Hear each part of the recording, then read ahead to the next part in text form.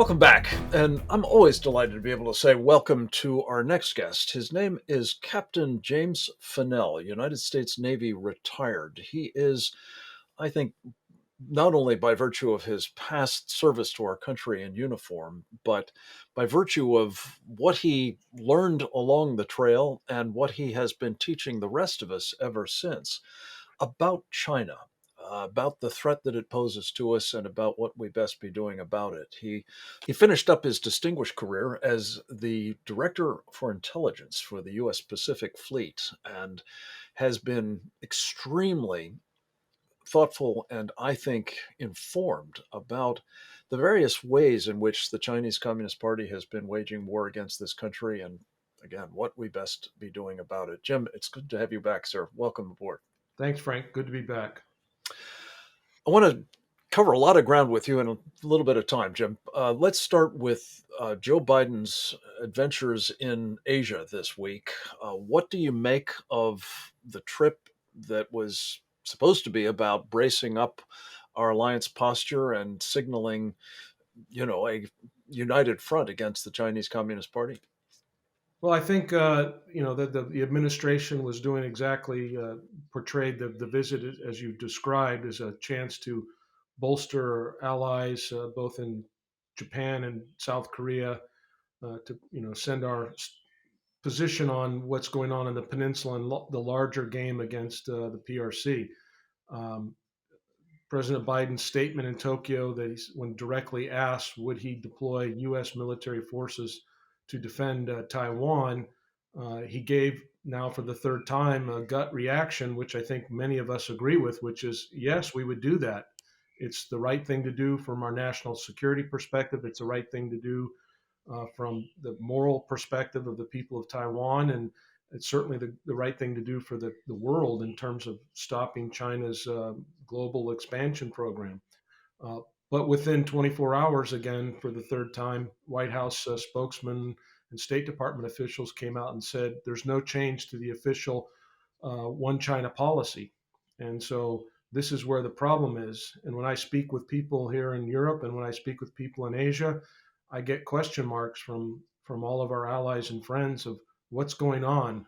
Is Biden incompetent, incapable? Does he know what he's doing? Or is there some game going on here? And so I'm really concerned about that because it sends a signal of weakness and not strength, and certainly not a signal that would deter Xi Jinping and the PLA. On that point, Jim, we're told that what's not changed is this posture of strategic ambiguity. I think you've been pretty critical of that posture. But worse, as you say, it seems as though it's really strategic incoherence at the moment. And knowing the Chinese Communist Party as you do, Xi in particular, how do you think this is being read? Is it anything other than kind of a flashing green light for them to act aggressively towards Taiwan and perhaps others of our allies and interests in the region, maybe even ourselves? Well, I think there's many people that would say that that kind of a statement would provoke and could be used as a provocation by the PRC to move against Taiwan. I think that's how it'll be played up by the Chinese if they were to move. They could legitimately say that they were provoked in something that was involved what they call their internal affairs. But I think inside Zhongnanhai and Beijing, where the Communist Party leaders all sit and communicate and talk, they're recognizing that there's something seriously wrong with this administration, and they combine it with past performances in Afghanistan and what happened in the Ukraine, and they're recognizing that there's a lot of rhetoric that comes from this administration, but not a lot of action, and I think that's what Yeah. folks are really worried about. Jim, this brings me to another issue. There is a tape of uncertain provenance and accuracy, but it purports to be a video of a top secret conference that took place in Guangdong province, arguably the most important of China's states, in which we see top military and civilian party officials preparing a transition from normal to war. What do you make of this? And does it astonish you that that sort of thing might be happening? Well, first of all, no, it wouldn't astound me in any way, shape, or form that the PLA and the Guangdong Southern Theater commander would be meeting with his leaders and with other political leaders down there from the party to talk about their mission that they've been given both by Hu Jintao and Xi Jinping to be able to take Taiwan. So that's no surprise.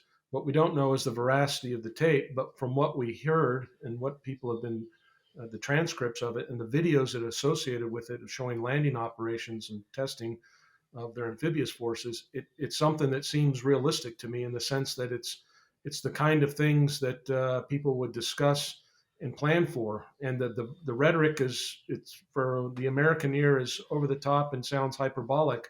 But this is the way that the PLA and the party cadres speak with each other. And if you're going to get people, motivated to go across 100 miles of water to invade an island nation that's going to be somewhat armed, you're going to have people really energized to believe that they're doing something that's for the historic purposes of the great rejuvenation of the People's Republic of China. So I think Yeah. it's something that we should take seriously and realize that, there's people in Washington that are saying that we're not in a Cold War with the PRC. Wall Street Journal had an article today referencing senior administration officials saying that they do not believe that we're in a Cold War.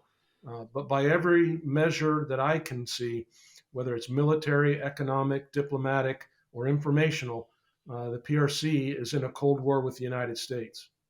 Well, and the question, I guess, really is it about to go very, very hot indeed?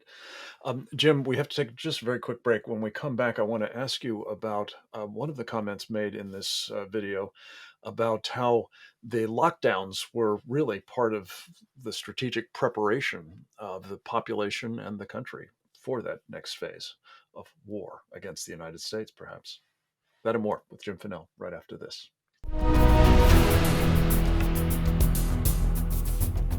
Real America's Voice presents War Room with Steve Bannon. People have legitimate questions. They want to see data. They want to see evidence. Don't miss War Room every weekday at 10 a.m. Eastern